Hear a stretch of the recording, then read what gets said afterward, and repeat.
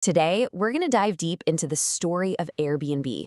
We're going to explore how in the world they went from, a couple of air mattresses on a living room floor to a global powerhouse, all by betting the entire company on one single powerful idea: belonging. So to really get a sense of just how massive Airbnb has become, just look at this number. Over 400 million. That's how many guests checked in during their first decade or so. I mean, that's just a staggering figure. But the real story here, the really interesting part, isn't just the number. It's how they did it. And this table right here, this tells the whole story. In their first year, back in 2008, they got around 400 bookings for the whole year. Now, fast forward just 10 years. By 2018, they were booking 400 guests every 2 minutes. That's not just growth. That's a revolution. It's mind-boggling, really. So what on earth was fueling this explosion? And that brings us to the central puzzle, right? I mean, think about it. We're all taught stranger danger from the time we're kids. So how did a company convince millions of us to open our homes to people we've never met, and millions more of us to go sleep in their houses? The answer is what makes this such a fascinating story. All right, let's start digging in. To solve this puzzle, we have to look past the what they do, which is, renting rooms, and really understand their why. Because their secret sauce isn't just some clever app or business model.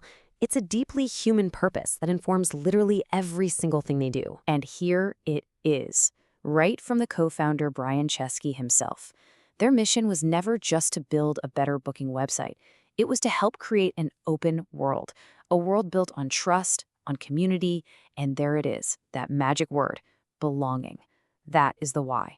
It's not about the transaction, it's all about the connection. This whole idea is so fundamental to who they are that they literally baked it right into their logo. It's called the bellow, and it's this combination of symbols. You've got people plus places plus love, and when you put them all together, you get belonging. It's this constant visual reminder of their entire purpose. Okay, so that's the big idea, the why. But how do they actually make it happen? Look, a mission of belonging is a beautiful thing to have, but it's totally useless if you can't get past the single biggest roadblock, our natural, deep-seated fear of strangers. So what did they do? Well, they didn't just cross their fingers and hope for trust. They treated it like an engineering problem. They actually designed for it. And this quote right here, it gets to the very heart of their strategy. Remember, the founders came from a design school background. So to them, trust wasn't some fuzzy, abstract feeling. Nope. They saw it as a pragmatic, tangible, and actionable asset. Something you could literally build piece by piece. So here's how they built it. This is their trust machine. It really rests on 3 core pillars. First, verified identity. You have to prove you are who you say you are. Simple enough. Second, and this is just genius, 2-way reviews. The host reviews you, you review the host, but neither of you can see what the other person wrote until you've both submitted your reviews. This just removes all the fear of getting a bad review and retaliation so you can be totally honest. And third, all communication happens through their secure messaging system, which creates a paper trail and a safe space to connect. And once they solved that trust problem, everything changed. They were able to unlock a totally new kind of travel. We were moving away from the old model, the predictable, cookie-cutter, kind of impersonal hotel chain. Suddenly, travel could be about authenticity, about uniqueness, and about something a lot of us really crave, a genuine human connection. Okay, so designing for trust was part 1 of the how. But that was only half the equation.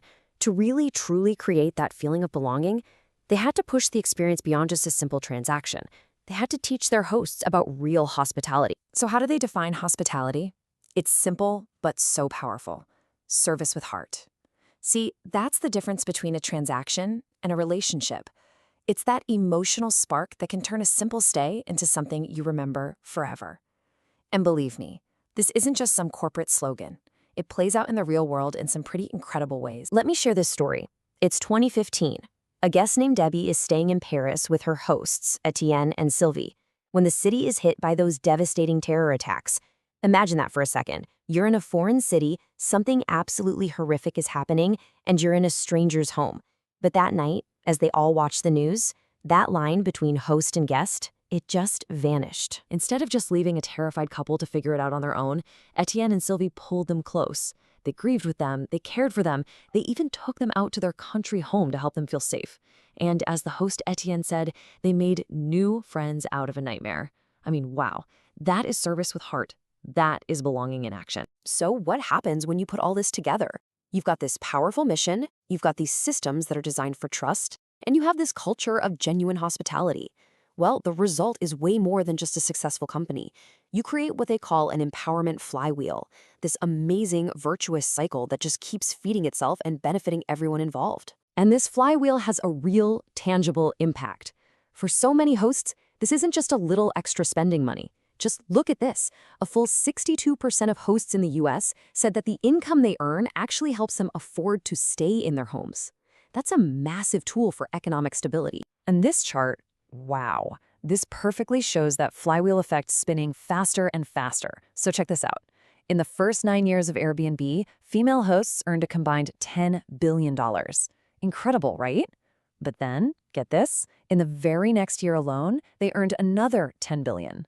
The platform has become this incredible engine for female entrepreneurship, and it's accelerating at a stunning rate. Okay, so let's boil this all down. What's the playbook here? What are the key takeaways from the Airbnb way? First, you have to start with a clear, powerful why, a real purpose. Second, you have to systematically design your product or service for trust. You can't just hope it happens. Third, you got to elevate what you do from being just a service to being true hospitality. And when you nail those three things, you empower your whole community, which in turn creates that virtuous cycle that fuels its own growth. And that leaves us with one last big thought to chew on. The story of Airbnb really challenges our basic assumptions about what a business is for. What if the real measure of success isn't just profit or market share or even the cool thing you sell? What if the true purpose of a business in the 21st century is all about the community it builds and the people it empowers? It's a powerful question to consider.